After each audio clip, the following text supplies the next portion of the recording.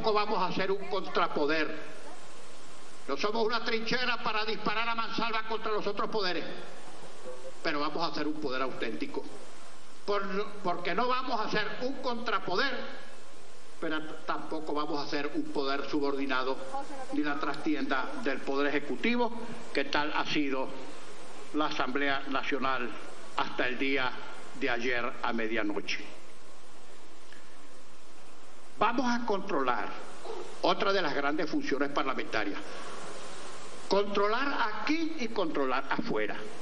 Por cierto, que ha habido ahora parlamentarios que ejercieron cargos públicos y administraron dineros públicos y también tendrán que ser objeto de investigación y también que tendrán que rendir cuentas.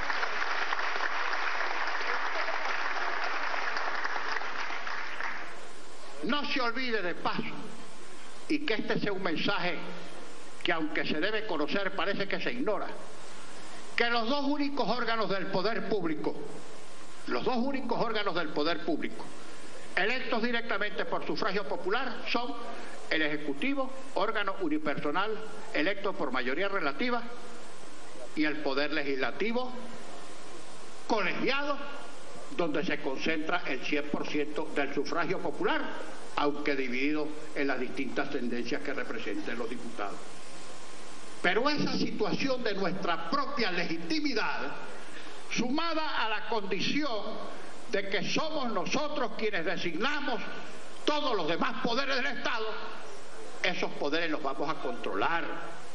Esos poderes no pueden actuar por la libre, y mucho menos cuando alguno de esos poderes indebidamente constituidos pretenden, para servicio del Ejecutivo, convertirse en una especie de contrapeso de esta Asamblea Nacional que tiene origen en el sufragio popular, y prácticamente dejarnos en suspenso y hacer nugatorias todas las facultades que nos consagra la Constitución. Cuando digo controlar al Tribunal Supremo de Justicia.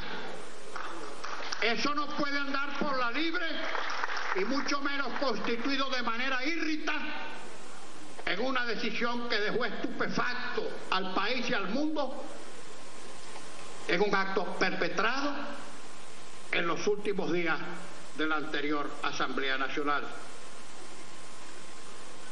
Vamos a investigar y a controlar un poder legislativo. Si algún poder está percudido en Venezuela, es el poder legislativo.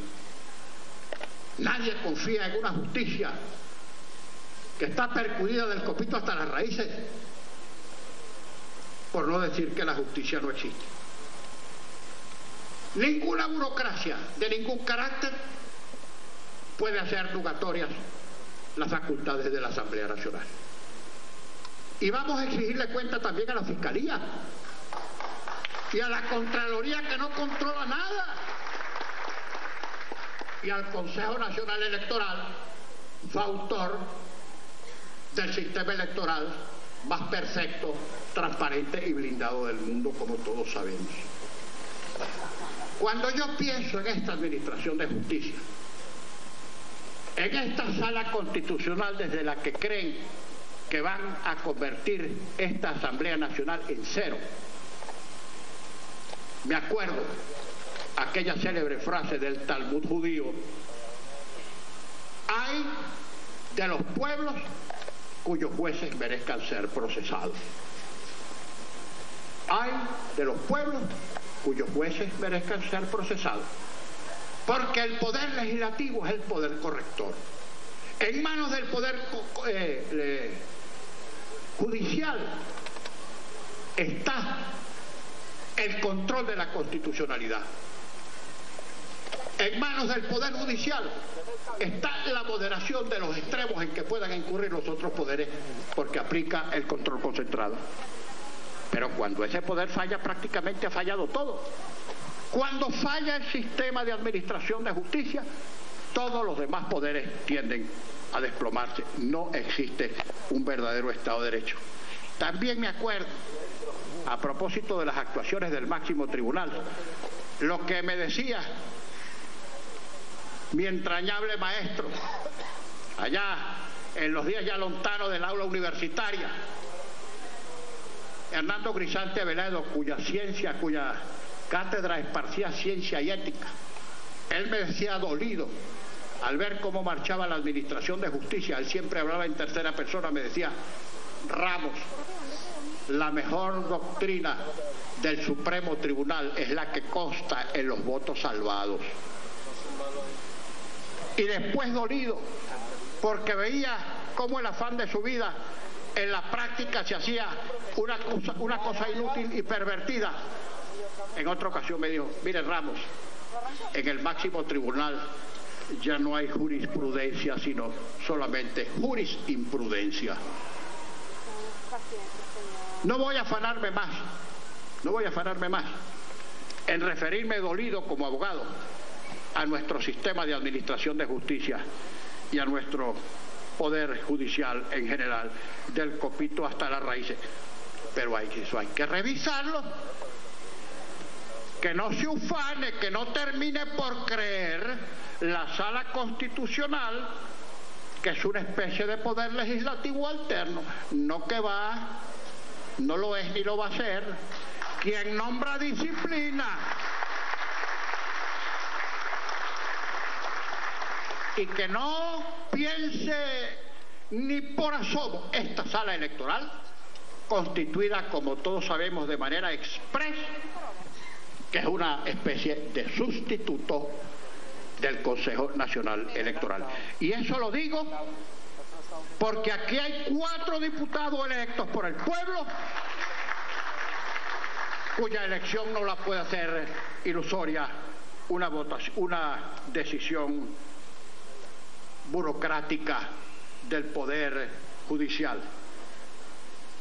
Por ahí escuché hace algún tiempo uno que cree haber perdido la capacidad de asombro, un señalamiento que hizo una presidenta del Tribunal Supremo de Justicia hace pocos años, yo diría que un par de años, quizá 3 años.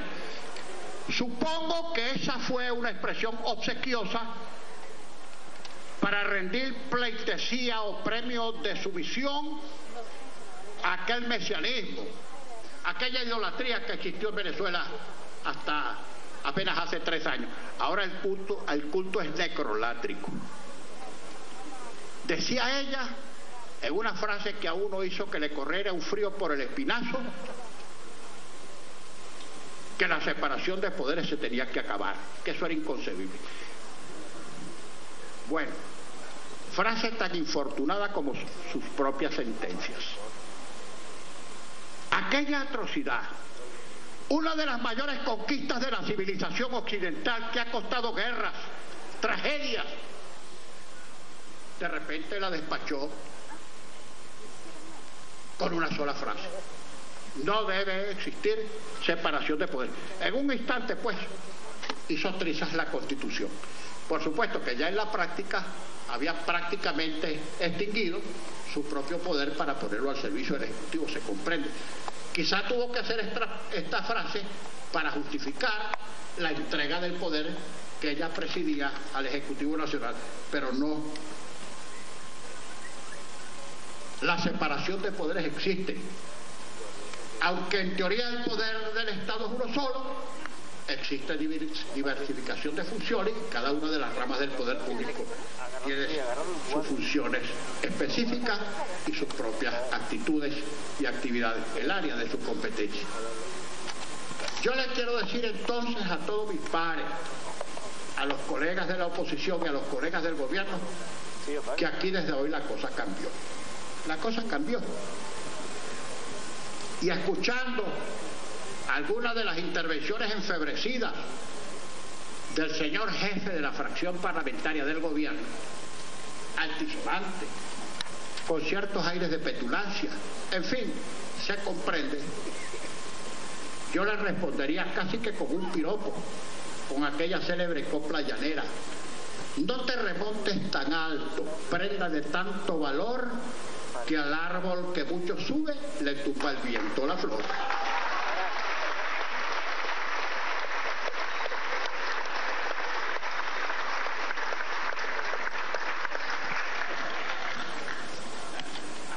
otra cosa que le quiero decir a mis pares, porque aquí nos tenemos que ver la cara en 5 años, salvo que se presenten circunstancias extraordinarias que no están en nuestros cálculos. Lo digo en mi partido, lo he dicho mucho en la mesa, porque ha sido para mí una gran lección de vida. Donde no hay afecto, no hay equipo. Donde no hay afecto, no hay equipo.